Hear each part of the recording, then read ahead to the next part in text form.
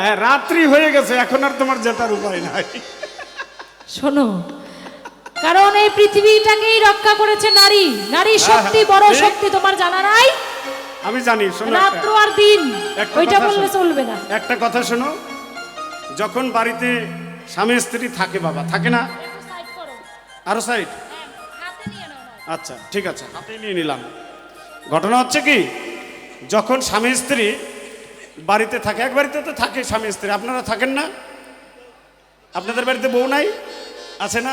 দেখবেন একটা কথা, দেখবেন দিনের বেলায় যখন মনে করেন বারান্দায় বসে আছেন বা উঠোনে বসে আছেন, আপনার স্ত্রী পাশ দিয়ে যাচ্ছে, টুক করে পাটা লেগে গেছে আপনার গায়ে, নমস্কার করবে, করবে না? করবে কি না? ও মায়েরা করেন না? আচ্ছা, রাত্রে 10টার পরে যদি স্বামীর গায়ে পা লাগে বিছানায়, নমস্কার করেন কেউ? কেউ কথা বলে না কেন? করেন? আমার বউ আমারে করে না, আমি আমারটা জানি, আপনারা করলে করতে পারেন, আমার বউ কিন্তু আমাকে করে না। তা অতএব এখন রাত্রিবেলায় এখন নমস্কার করার কোনো দরকার নাই, দিন হলে নমস্কার করতাম, আনতাম। তাই শোনো, মানে আজকে বুঝতে পারলাম যে পুরুষের মুখ আর মহিলার মুখের মধ্যে পার্থক্য রয়েছে। ঠিক আছে, আমি তোমার মতো বলতে পারবো আচ্ছা আচ্ছা, না, এটা এই জন্মে পারবো না। ঠিক আছে, পরের জন্মে যদি পুরুষ হয়ে জন্মাই তবে হয়তো পারতে পারি। তোমার আবার পুরুষ হওয়ার ইচ্ছা আছে? বাবা, রাধারানী যদি পুরুষ হতে চায়, কৃষ্ণ হতে চায়, তাহলে আমার ইচ্ছে থাকবে না? আমি তো বলছি রাধারানীর সঙ্গে তুলনা করো না। আরে ওটা রাধারানী। শোনো, রাধা দুর্গা মানে যত্র নারী তত্রই তো গৌরী। আচ্ছা আচ্ছা, আমরা তো সেই অংশে জন্ম নিয়েছি এই ধরায়। বাহ। শোনো, বেশি বাহাদুরি করে লাভ নেই, প্রণাম করে, সেই সময়ও প্রণাম করে, সকালবেলা উঠে প্রণাম করতে হয়। তোমার বউরে বোধহয় তুমি জানাও না, ওই বাউল গানই করো সার। ইসরে, বাড়ির বউটারে বোধহয় বলো নাই, যার জন্য তোমার বউ ওই যে যত্নও করে না। তুমি এক কাজ করো, গান টান করে আমার বাড়ি একটু বেড়াই যাইও, নিয়ে যেও, আমার বউটার একটু শিখাই আইসো। শোনো দেখি, হ্যাঁ একটু সুর দাও ভাই। ডি, আচ্ছা ধরি, হ্যাঁ হ্যাঁ, ডি, ডি শার্প। দে স্কেলটা দে। আমার প্রাণে যারে ঠিক আছে। লাগে ভালো, বেশ, আমি তারে কোথায় পাই রে? প্রাণে যারে লাগে ভালো, বেশ। তারে কোথায় পাই রে?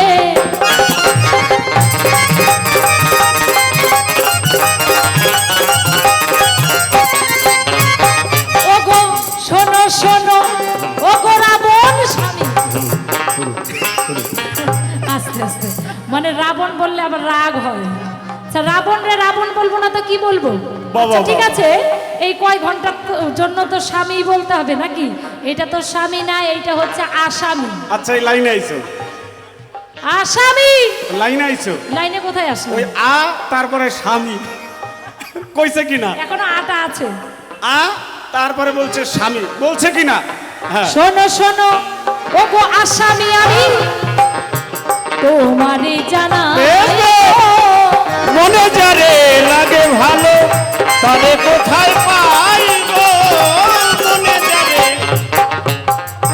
ওই যে শোনো শোনো, যে আছে সবার পরে, তারে খোঁজো কেন দেশ দেশান্তরে? বেশ, স্বামী আছে তোমার ধারে, তাহার পূজা করা চাই গো। চোখে যারে লাগে ভালো। আরে দাঁড়াও দাঁড়াও, খালি বললেই হবে নাকি? হবে না মানে? আপনারা আবার হাত তুলছেন। এই স্বামীর ভজন করা যায়? এই স্বামীর ভজন করা জমের বাড়ি নিমন্ত্রণ না করা সমান কথা। এই স্বামী আমি চাই না। আমি কোন স্বামী চাই জানো? ওই জগৎপতির যে ভজন করে, ইসরে, আমি যাব সেই স্বামীর ঘরে। শোনো শোনো, ওগো রাবণ তুমি আমার ধারে, আমি তোমারে বুঝাই গো।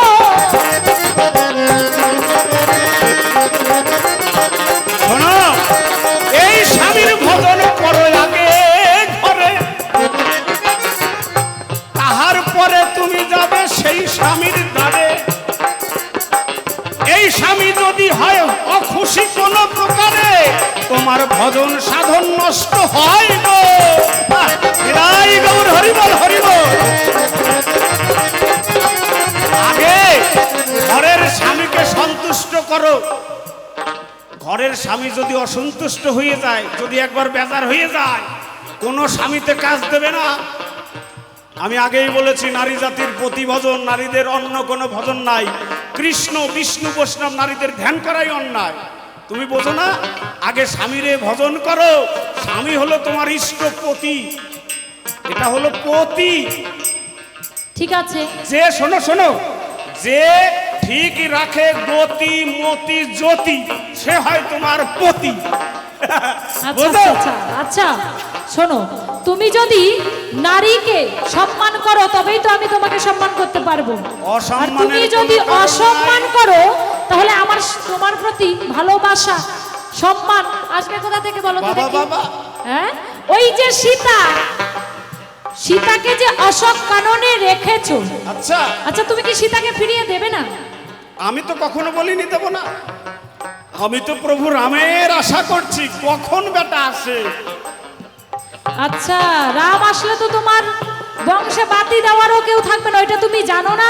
এর জন্যই তো আমি করেছি কামনা, ভগবান না আসলে সীতাকে রিটার্ন দেব না। যতদিন না আসবে দয়াল রাম, ততদিন আমার থাকবে বিধিবাম। আমি করেছি ভাবনা, প্রভুর চরণ দর্শন না করে আমি মাকে লঙ্কা ছেড়ে যেতে দেব না। নিদাই গৌর হরিবল হরিবল। আরে শোনো শোনো ও গোস্বামী, বেশ, বেশ। আমি তোমারে জানাই, রাম যদি আসে এই লঙ্কাপুরী, আমি তোমারে বুঝাই গো। রাম যদি এই লঙ্কাপুরীতে আসে তাহলে তোমার তো আর বাঁচার কায়দা নাই, তোমাকে তো মরতে হবে। তুমি কি এটা চাও? শূন্য যুগ যুগ করে সাধনা পাবই আমি কবে সেই কেলে সোনা। চারি যুগ আমার ধন্য হবে প্রভু এলে আমার দ্বারে, আমার মনে রয়েছে বাসনা গো। আমার মনে বাসনা, আমি সত্য যুগে ছিলাম, জয় এবং বিজয়। আচ্ছা আচ্ছা দাপর যুগে, এই যে দাপর যুগ, শিশুপাল আর দন্তবক্র, ত্রেতা যুগে রাবণ আর কুম্ভকর্ণ, আমরা দুটি ভাই অভিশপ্ত হয়ে এসেছি ধরায়। প্রভুর সঙ্গে মিত্রতা করলে আমাদের উদ্ধার হবে না। তাই মনে আছে ভাবনা, প্রভু আসবে আমার দ্বারে চরণ সেবা করে। আচ্ছা, দাঁড়াও দাঁড়াও, অত টেম্পারি দেখায়ও না। নিশ্চিরে তোমার প্রভু আসুক আর যেই আসুক, যতক্ষণ আমি না চাইবো তুমি উদ্ধার হতে পারবে না। মানে তোমার মরণ মানে তো তোমার উদ্ধার। যতক্ষণ আমি না চাইবো ততক্ষণ তোমার উদ্ধার হবে না, কারণ তোমার মৃত্যুবান রয়েছে আমার কাছে।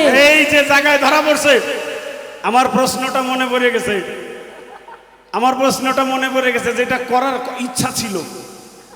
আমি বলেছিলাম না যে সতী নারীর প্রতিভজন অন্য প্রতিভজন করা যাবে না। এই যে মন্দাদরী কিন্তু একজন সতী নারী, জানেন তো? এই ধরাধামে 5 জন মাত্র সতী, কুন্তী, অহল্যা, তারা, মন্দাদরী আর দ্রৌপদী, এই 5 জন হলো সতী। তাহার মধ্যে মন্দাদরী একজন। কিন্তু এই কি বললো, কি হয়? এই মন্দাদরী একজন সতী। তাহলে এই সতী ভজন করেছিল উপপতি, এই কারণে আমার মৃত্যুবান চুরি হলো। তাহলে তুমি আমার কথা নিও।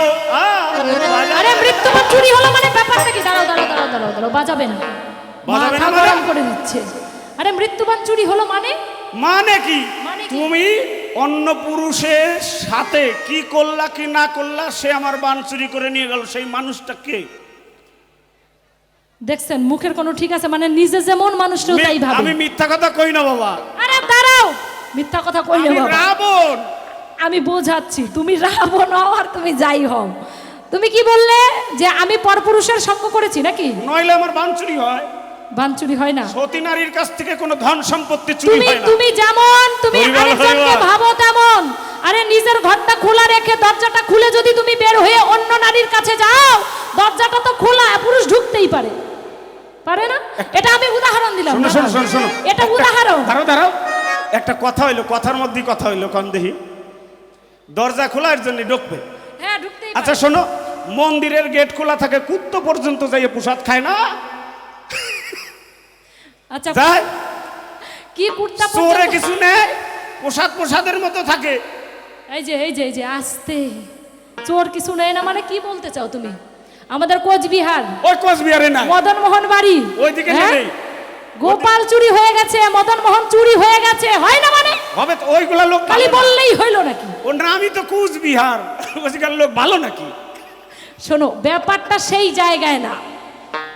কেউ যদি উদ্ধার হতে চায় আর আমি যদি তাকে উদ্ধার হতে পারি, তাহলে তো আমার জীবন সার্থক, তোমারও জীবন সার্থক। আচ্ছা আমি তোমাকে বাঁচানোর চেষ্টা করেছিলাম, দেখো স্বামী, অনেক চেষ্টা করেছি তোমাকে বাঁচাতে। যার জন্য আমি কি করেছি, সীতার কাছে গোপনে গিয়েছিলাম। সীতার কাছে গিয়ে আঁচল পেতে ভিক্ষা চেয়েছিলাম। কি ভিক্ষা চেয়েছিলাম জানো? তোমার প্রাণ ভিক্ষা। তখন সীতা দেবী আমাকে একটা ঘৃত প্রদীপ দিয়েছিল। ঘৃত প্রদীপ জ্বলছে, বলেছিল এই প্রদীপটা নিয়ে গিয়ে তুমি সুন্দরভাবে যত্ন করে রেখে দাও, যতক্ষণ এই প্রদীপটা জ্বলবে ততক্ষণ তোমার স্বামী বেঁচে থাকবে, আর প্রদীপটা যদি নিভে যায় জানলে তোমার স্বামীর আয়ু শেষ। যখন আমি সেই প্রদীপ নিয়ে আসি, রাস্তার মধ্যে হোঁচট খেয়ে পড়ে গিয়ে প্রদীপ নিভে গেছে। তখনই আমি বুঝতে পেরেছি তোমাকে রাখার ক্ষমতা আর কারো নাই। তারপর কি হলো? তারপর রাম হনুমানকে পাঠালো। আমি মৃত্যুবাণ দিতে চাইনি। হনুমানকে যখন পাঠালো, হনুমান আমার কাছে এলো, আমি কিন্তু তাকে মৃত্যুবাণ দিইনি। দাওনি? না। তাহলে হনুমান জানলো কিভাবে ওখানে? আরেক মায়ের কাছে গেছে, যে জগতের মা। আচ্ছা আচ্ছা আচ্ছা, রক্ষা কালী। সেই রক্ষা কালীর কাছে গিয়ে বলল, রক্ষা কালীর চরণে প্রণাম জানালো যে আমার সীতা মাকে এখান থেকে নিয়ে যেতে চাই। আজকে রাম যদি এখানে না আসতে পারে, মৃত্যুবাণ যদি, রাবণের মৃত্যুবাণ যদি না পায়, রাম যদি না মরে, তাহলে সীতা কখনো উদ্ধার হবে না। সীতাকে আমরা এখান থেকে নিয়ে যেতে পারবো না। সীতাকে আমার নিয়ে যেতে হলে মৃত্যুবাণ আমাকে লাগবেই। কালী মায়ের কাছে যখন চাইলো, কালী মা তখন একটা কথা বলেছিল, আমি দিতে পারি, কিন্তু তোমাকে প্রমাণ করতে হবে। কি প্রমাণ? তুমি যদি এই যে পঞ্চপ্রদীপ রয়েছে রক্ষাকালীর সম্মুখে, পঞ্চপ্রদীপ, এই যে পঞ্চপ্রদীপ রয়েছে, এক ফুটে যদি 5টা প্রদীপ নিভাতে পারো, তবেই তুমি সেই বাণ পাবে। সেই সময় কি করেছিল জানো? হনুমানের আরেকটা নাম আছে, বজরাং বলি। হ্যাঁ বজরং বলি। হনুমানের তো একটা মাথা, এক মাথায় কি 5টা প্রদীপ নেভানো যায় বাবা? যায় না। তখন কি করলো হনুমান, রাম ভক্ত হনুমান রাম নাম জপ করে যখন সাধনায় বসলো, সঙ্গে সঙ্গে তার 5টা বদন হয়ে গেল, 5টা মাথা। এই 5 মাথা দিয়ে 5 বদনে যখন ফু দিল, 5টা প্রদীপ নিভে গেল। সঙ্গে সঙ্গে সেই বাণ সেই মা দিয়েছিল, আমি নই। যখন দিল দাও নাই না, ওই মা যদি চায়, আমার কি রাখার ক্ষমতা আছে বলো তো দেখি? আচ্ছা আচ্ছা, এর জন্য হনুমান নিয়ে গেল।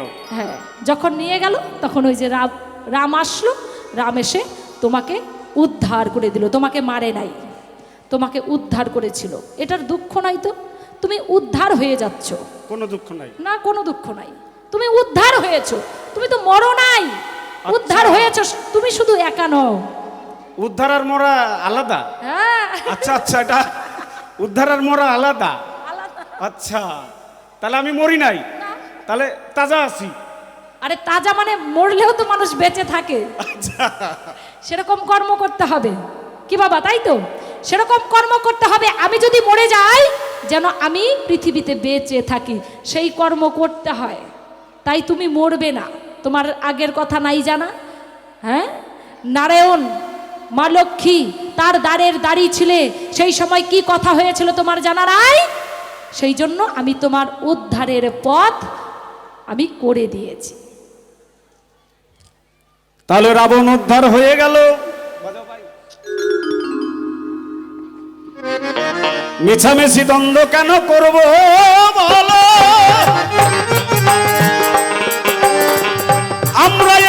সঙ্গ করব এই দ্বন্দ্ব মোহনায় গো নিদায় গৌর হরি হরি বল। হরি বল, হরি বল, হরি বল। এইখানেতে মিলন গীতি আহা, আমরা এখন করব ইতি। বেশ। রাধা গোবিন্দ প্রেমানন্দে দুটি বাহু তুলে একবার হরি গুণ গাও গো হরি বল হরি বল হরি বল।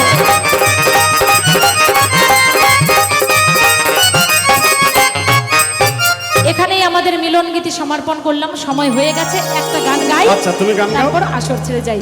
আমি এসেই শুনেছি এখানে কোচবিহারের মানে আমরা স্থানীয় যারা রয়েছি এখানে অনেক রাজবংশী রয়েছে, তাই একটা রাজবংশী গানই গেয়ে শোনাই, মানে ভাওয়াইয়া আসামের গোয়ালপাড়িয়া সেই ধরনের একটি গান গেয়ে শোনাচ্ছি।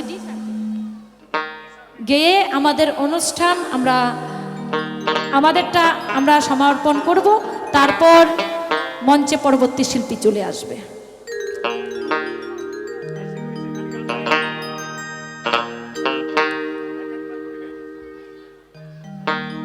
ওরে চ্যাংড়া বন্ধু রসিয়া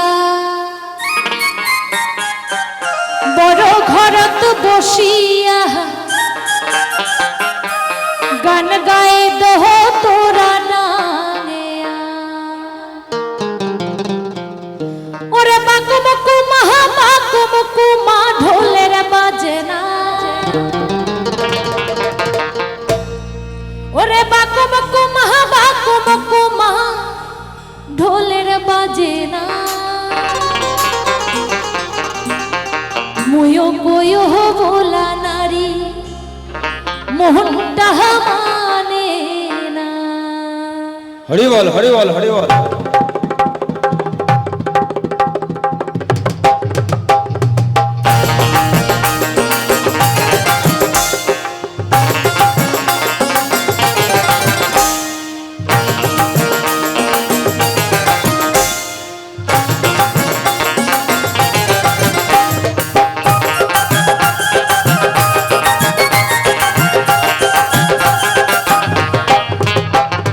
চ্যাংড়া বন্ধু রসিয়া বড় ঘরত বসিয়া, চ্যাংড়া বন্ধু রসিয়া বড় ঘরত বসিয়া গান গায়ে দহ তোরা ডাঙিয়া, গান গায়ে দহ তোরা বাজিয়া।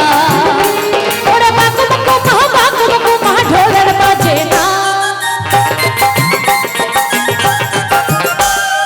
বাকু বকু মা ঢোলের বাজে না। মুয়ো মুয়ো বলা নারী মোহনটা মানে না। মুয়ো মুয়ো বলা নারী মোহনটা মানে না।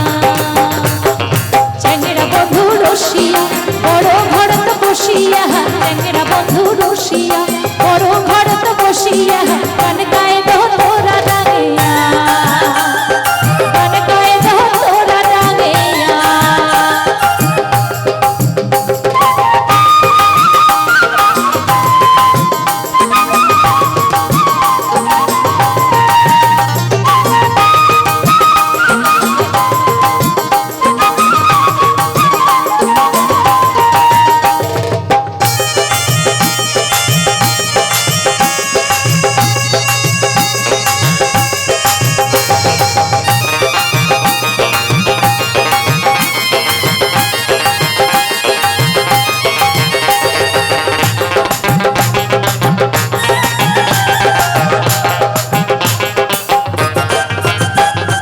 পাড়ার সগাই রান্দি বাড়ি গান শুনিবার যায়, তাই বড় মনটা খুলবুলা।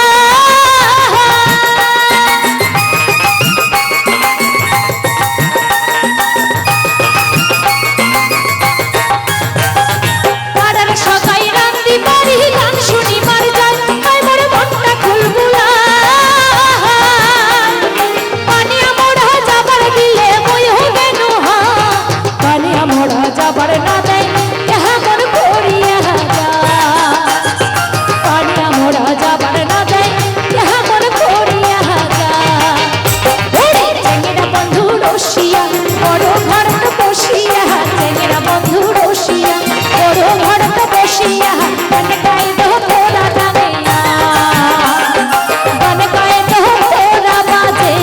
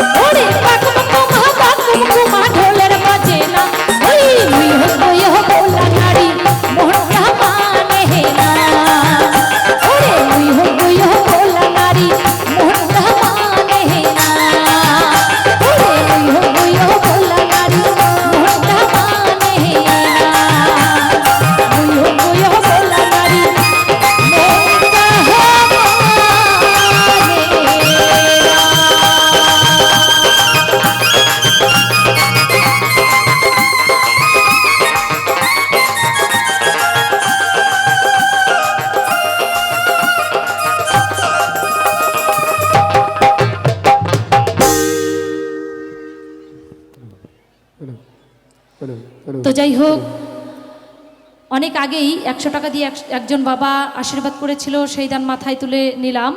কারণ তখন বলা হয়